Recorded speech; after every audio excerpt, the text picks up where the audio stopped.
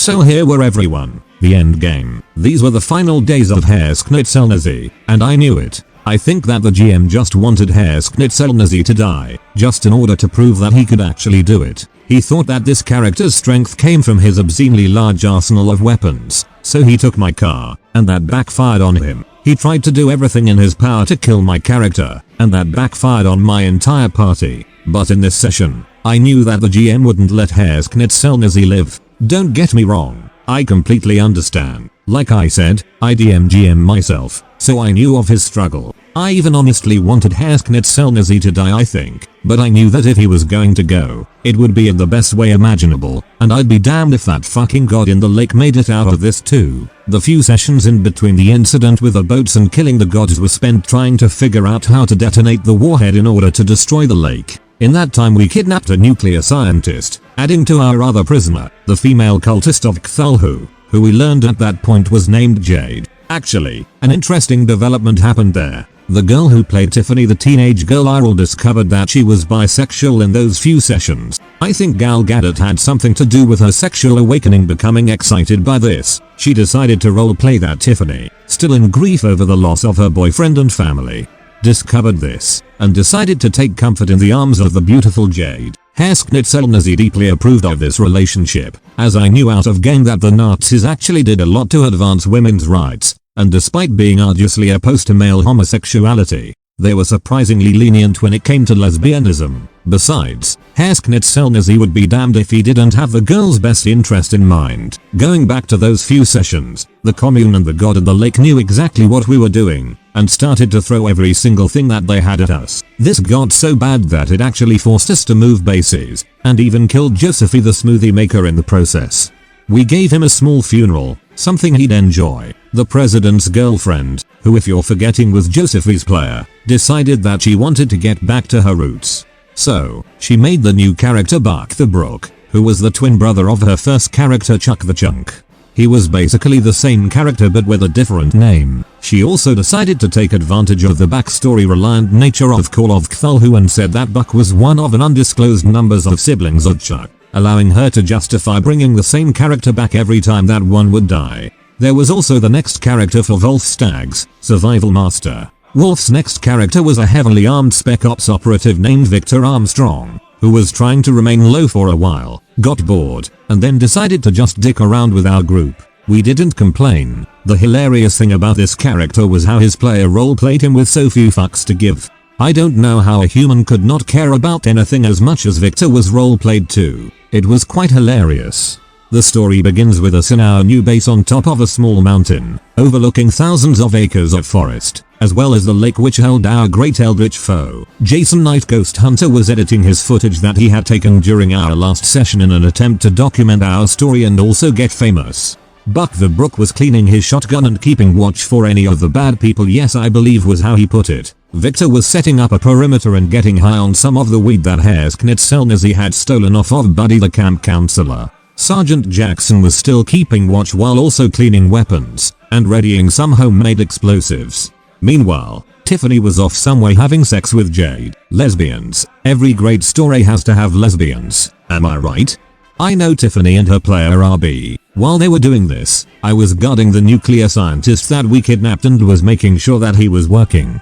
I wasn't being a dick about it, barely even took it serious. I smoked a bit of weed from a joint the size of a baby's arm, and even offered him a hit or two. He took it and definitely mellowed out a bit. The first exciting incident was when our nuclear warhead was finally ready to be detonated remotely. Well, when I say ready I meant that our warhead was so scantily designed that the GM only gave it a 50% chance of actually working.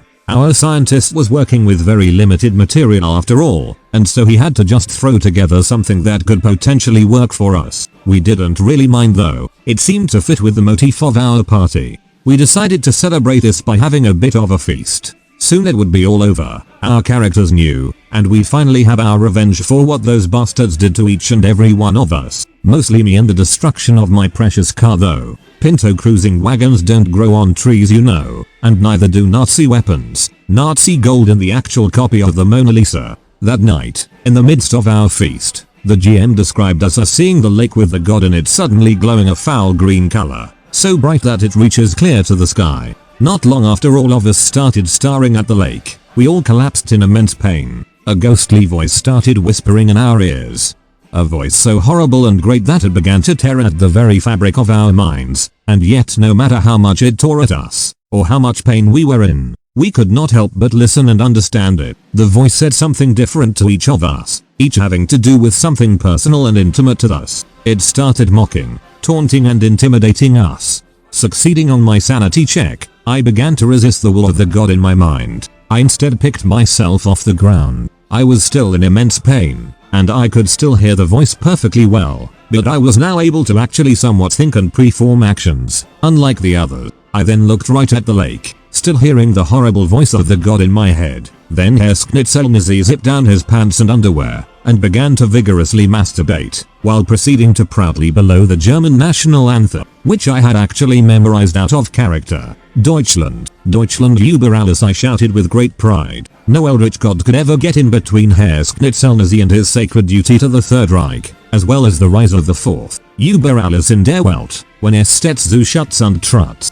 Eventually, with my inspiring words, the pain and the voice began to recede, as did the color within the lake as well. The others lost a bit of sanity, but were for the most part fine. This attack on our minds only solidified our resolve to rid the world of this fucking god. That bitch was going to suffer. We all knew it. After that incident, and also after finishing masturbating, Herr Schnitzelnazi asked Tiffany if he could talk to Jade the cultist for a little while. We went off together, and I asked her what she knew of the essence of the gods, like the one that was in the lake. It was pretty easy to convince her to tell me, as she at this point thought that I was only going after that god, who was an enemy of Cthulhu. Jade was a relatively high-ranking sister of the cult, but she told me that as far as what the sacred text said, the power and essence of the gods is an unknowable force. Deciding that it wasn't worth looking further into with her, I asked the GM if I could make an occult roll. I had a skill of about 60% with that, and I was hoping to see if I could know anything else about our eldritch foes. Through sheer luck, I managed to roll a critical success on this, and the GM told me that I basically knew everything about the eldritch gods. He also sent me all of the information that he had on the outer gods and great old ones within the H.P. Lovecraft mythos. While everyone else was planning how we were going to set our operation into motion, I was reading thoroughly through the information the GM sent me. I had the inklings of an idea, but I wanted to know if it could possibly work. Early the next morning began rather thrilling. Turns out that the US military had found us in our little hiding place, likely getting tipped off by that fucking cult. Black Hawk and Apache attack helicopters swarmed around us, and Spec Ops troops rappelled out of their helicopters. We had planned on this happening though, and set off dozens upon dozens of smoke grenades.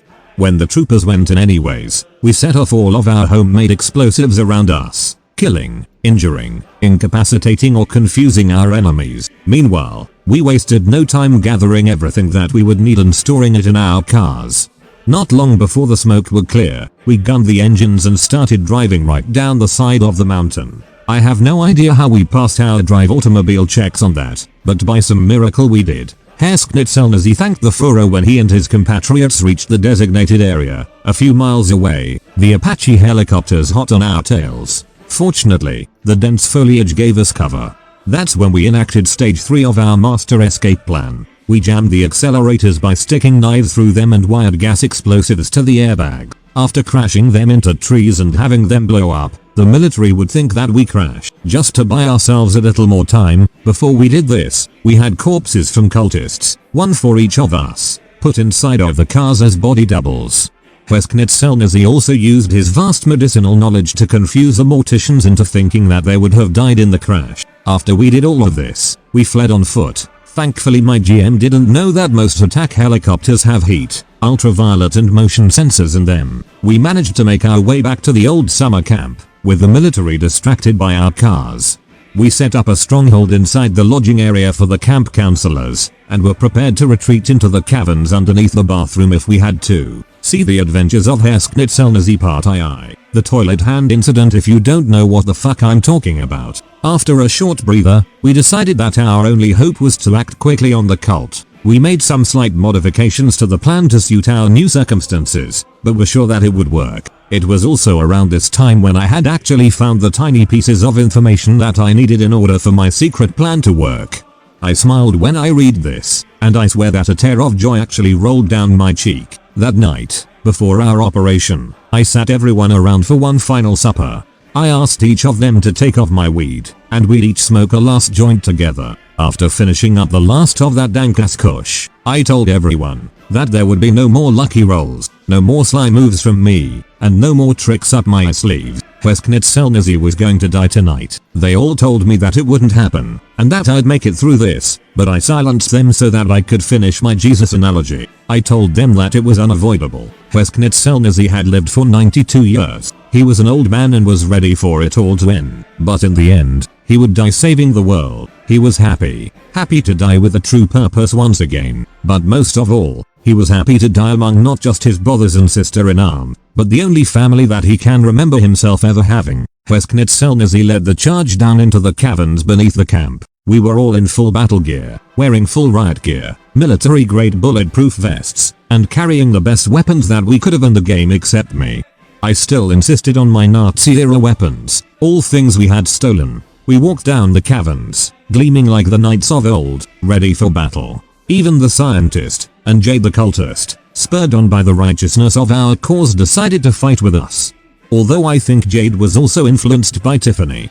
Our plan was simple: murder any of the nasties we find in our way, and get that nuclear warhead to that cistern in the center of the lake. Then, we'd hopefully escape to a safe distance and detonate the bomb. But we were all ready to detonate it immediately after setting it up if it meant stopping the cult. The first things that we came across were a horde of Shoggoth, which blocked our pathway ahead. They came swiftly for us, and we opened fire with our assault rifles.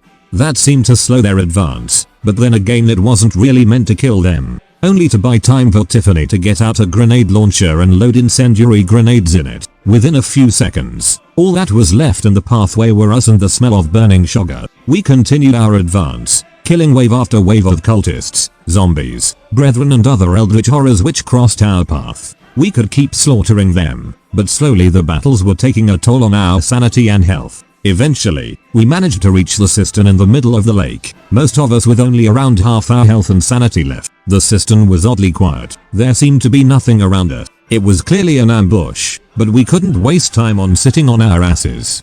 Our group made its way to the center of the room, right by where the Shoggoth was in our little tentacle porn incident if you recall. The nuclear scientist got to work arming the bomb and detonator immediately. When he got started on this, coming out of each of the entrances surrounding the cistern came a big brother. You remember those things? Like the bastard which came out of the lake in our first session and forced us to turn Chuck the Chunk into a suicide bomber. We managed to avoid their mental attacks, and began to fire upon them, as well as use up a large proportion of our grenades, both those thrown and fired out of the grenade launcher. It was when we killed about half of them when we began to feel as though we could actually win this fight. That is until dozens upon dozens, if not hundreds, of zombies, brethren and cultists began to pour out of all of the other entrances into the cistern. We fought for our lives, but were quickly losing ground. Half of us were already dead by the time our scientist buddy, who I refuse to this day to know the name of, had finished setting up the bomb and detonator. He turned to face me and handed it right to me. "Don't worry, Herr Schnitzelnazi, we'll take them all out with us, and our deaths will be quicker than the blink of an eye," he says to me. Herr Schnitzelnazi knew of sacrifice, better than most in fact. He understood what he had to do, but it was hard for him. They were family to him. Yeah. Herr Schnitzelnazi might have been a crazy former Nazi who can't even remember his days before he met Adolf, but his crusade to destroy the cult, and those who fought along with him and were prepared to risk everything with him, they had given him purpose once again. They were the only people left alive who cared about him, and he cared about them, as well as everyone else, apart from commies and Scientologists. But that's not important. That's why, what made what I was going to do next all the harder. Herr Schnitzelnazi pulled out his Luger, and executed the nuclear scientist right before him. He then proceeded to gun down all of his remaining friends, one by one. In real life, all of the others in the party turned to me with expressions of "what the fuck dude, and why did you do that?" on their faces. Without even acknowledging them, I turned to the gram. Herr Schnitzelnazi evokes the power of the outer gods.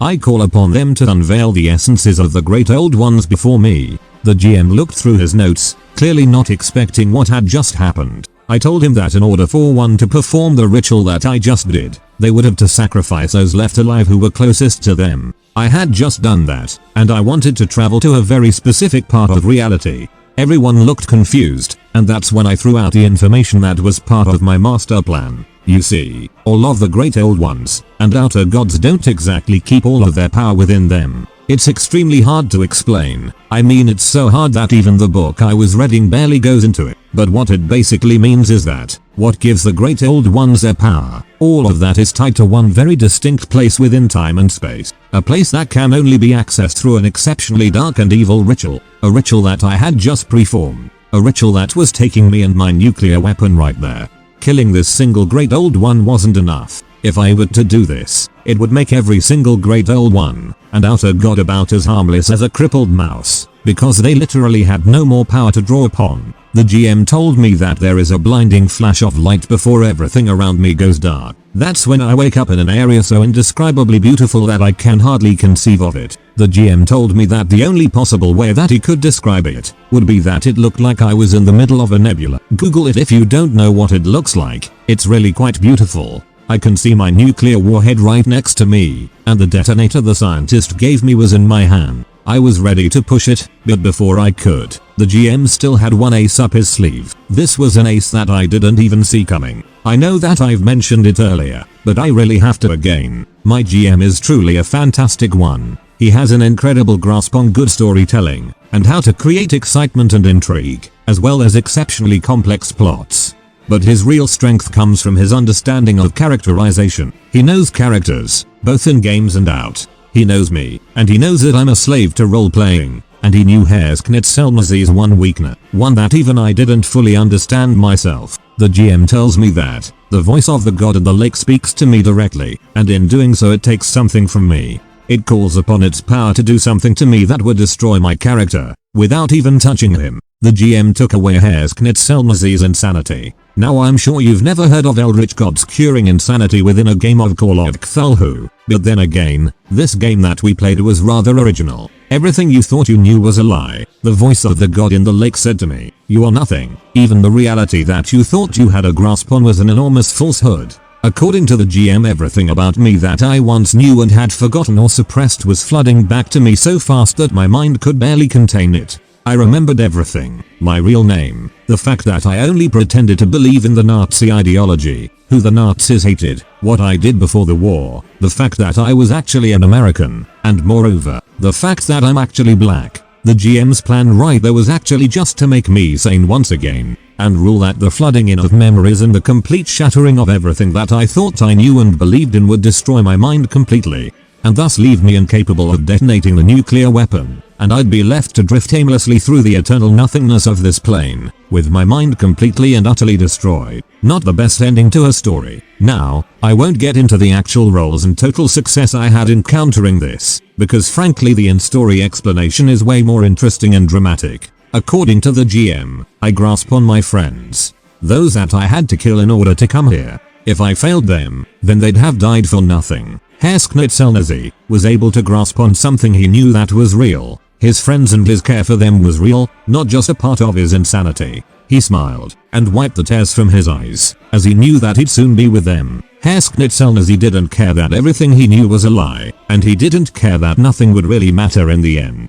because for the briefest time that he spent with his friends, after the fire and blood incident, he found purpose again, and he found care for them. Even if they had to die, he knew that the feelings he had for them all were completely real, and that was it. I had one and I hadn't even pulled the trigger on the detonator yet. The GM was out of tricks, and Herr Schnitzelnazi had bested him. I could hear the thoughts and pleas of all of the gods and great old ones. I could hear their pleas, practically begging me not to do this to them. Herr Schnitzelnazi pulled out a blunt from his SS coat pocket, and lit it up. He took a long drag, getting it down about halfway. After blowing it out, he spoke, still insisting on using his German accent. "I got something to say to you guys," he asked all of the eldritch gods. "You call us worms, and pathetic, and you think us so small. Hey, to be fair, we totally are. You're just so great, and could squash us like bugs without a second thought. But when me and my friends were faced with our ends, we didn't even blink. But all you bitches did." The gods were silent as Herr Schnitzelnazi finished up the last weed he would ever smoke again. "I had to sacrifice a lot to get this far. And even then, you took something away from me. Now I'm going to take something away from you. With only a second's hesitation, I pulled the trigger on the detonator, and it succeeded in going off. The GM didn't even bother making us roll for it. According to him, the bomb goes off and annihilates the plane and everything within it. All of the gods and the great old ones are rendered completely powerless, and are incapable of doing anything apart from just existing. Killing one god who fucked me over wasn't enough. I didn't want to just kill the god in the lake. I wanted to make him suffer. Make him just sit and watch helpless to the world around him, incapable of anything. A fate like that just seemed oh so much more satisfying to me. The fact that it would also destroy every other fucking god and whatever only made it just so much sweeter. And that, ladies and gentlemen, is the tale of Herr Schnitzelnazi, the man who killed the gods. P.S. As tribute for my tale, I demand fan art.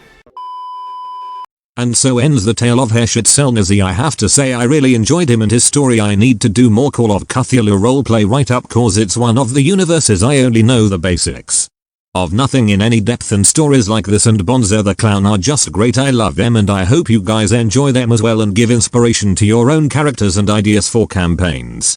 Though as always I hope you guys have enjoyed, and if you haven't already definitely subscribe and click the bell notification to stay up to speed with any and all further videos. See you then. If you haven't already, check out my Redbubble portfolio. You might just find something you like. Just stop. Just stop it. Stop. No. Just stop it.